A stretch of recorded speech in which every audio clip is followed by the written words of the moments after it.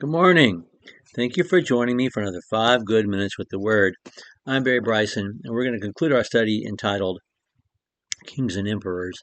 And we want to conclude this study today by talking about Constantine, who came to power in 312 and reigned until 337, and who legalized Christianity, and then a few years later made it the official religion of the Roman Empire.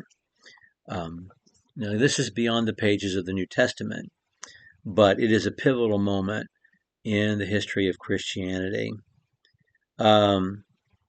When you study the cycle of persecutions, especially beginning with Decius in 249, the cycle of persecutions against Christians, when those things get reported, we also get information about the way the church has stopped being a movement and has started to become an institution. So churches have property that can be seized, and each city has a single bishop that can be identified and jailed or executed. And the Bishop of Rome is seen as preeminent among all the other bishops because he's the Bishop of Rome. And so we see the structure of the New Testament church described in the pages of the New Testament, where congregations are autonomous. They are a sisterhood of congregations joined together not by a bureaucratic system of power, not by a pyramid of power where someone sits at the top, but the Word of God joining everyone together, and only one church with one head. That head is Jesus Christ, with people having their roles to play. But there isn't this institution that reflects civil government in the church in the first century. By the time we get to the middle of the 3rd century, the 250s, that has really started to form itself. So things are already happening even during the times of persecution. This devolution from the independent autonomous congregations and the sisterhood of congregations bound together by the Word of God. This movement of Christianity that so rapidly spread to this ossified institution where you have big buildings and you have bureaucracies and you have power structures. It's already taking place even during the years of persecution.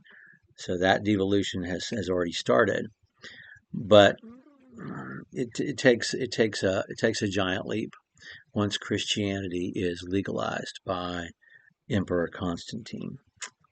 So we talked about the great persecution under Diocletian and how he tried to exterminate Christians. In 310, Diocletian abdicates, and between 310 and 312, there's a struggle. So he's going to be in charge, and the power broker, it seems, in the city of Rome and in Italy is a man named Galerius, whereas Constantine is the most successful and the most powerful general in Europe. And so he brings his army. There's a great battle at Milvian Bridge on October the 27th in the year 312. And quite famously, on the eve of the battle, Constantine had a dream where he saw himself achieving victory under the banner of the Christian cross. So he carried the Christian cross into battle and was victorious, and he associated that victory with the Christian God and with the Christian cross. So once he had solidified power in 313, he issues the Edict of Milan, which legalizes Christianity. Good thing. Yeah. I mean, of course, it's a good thing. Paul tells us to pray for our rulers that we might lead lives of quietness and dignity in 1 Timothy chapter 2, beginning with verse 1. And so that should have been achieved with the Edict of Milan. Constantine himself was not baptized to be a Christian until his deathbed, because he was under the misinformation that once immersed, which he was immersed, if you committed one sin, you'd go to hell. So in his mind, you should put off your baptism to the last second to make sure you got to heaven. So that's what he did. However, in 323, he declared Christianity to be the official religion of the Roman Empire. Now, if Christianity is the official religion of the Roman Empire, and you're the emperor, and you have the power to enforce correct Christian belief and observance, which he did and intended to do, he needs a statement of faith, something that he can put on one piece of paper, something that people have to either assent to or deny. Something more than just the entire text of the New Testament or even the Gospels or even the Sermon on the Mount. He needs something, a list of beliefs. Therefore, in 325, he calls the Council of Nicaea. He's already decided he's going to move the seat of government from Italy, to Turkey, to where he establishes Constantinople, of course, which is Istanbul. It was Byzantium and Istanbul. So Nicaea is in that area. It's very close by. And so he calls church leaders, bishops, scholars from all over Christianity. He says, I need a statement of faith. And all the prominent people were there. Santa Claus was there, by the way. I like to tell people that when I'm teaching about the Council of Nicaea. Nicholas of Smyrna, upon whom Santa Claus is based, was an attendee. The Bishop of Smyrna, Nicholas, St. Nicholas, was there at the Council of Nicaea. And they came up with a statement of faith, which we know as the Nicene Creed.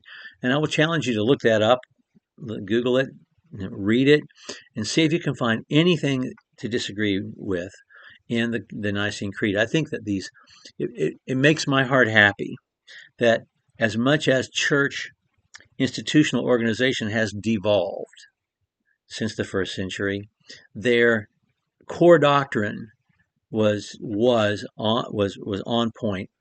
Yeah, I personally can't find anything in the Nicene Creed that violates clear New Testament teaching. That makes my heart happy. But the existence of a creed at all, that's the problem. Because why does this creed exist? Did God want it? Did the church need it? No. The emperor needed it so he could enforce Christianity throughout his empire because he's made it the official religion of the empire.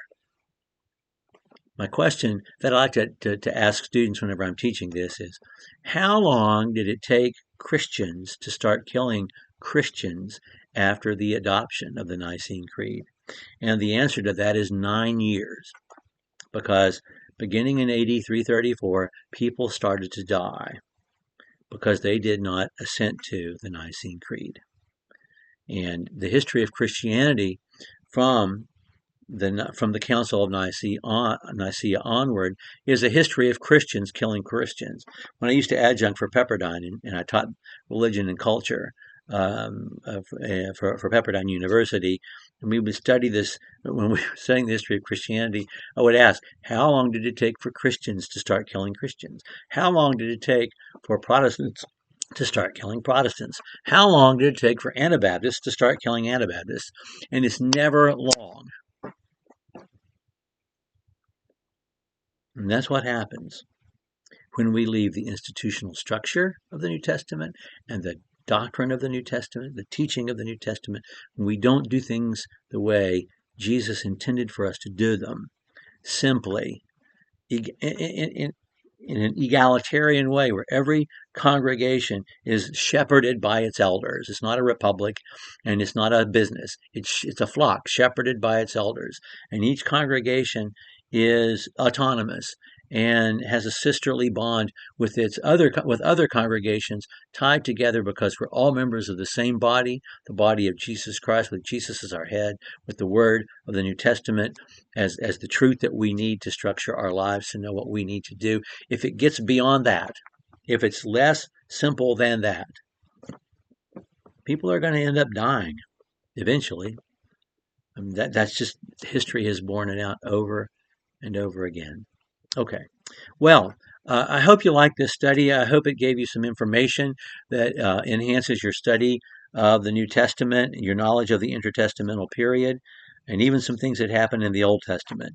When we get together next time, I've been really looking forward to this for a long time. I don't know why I waited so long to do it, because it's such a beautiful piece of work, and we haven't studied it yet in our 5 years doing 5 good minutes.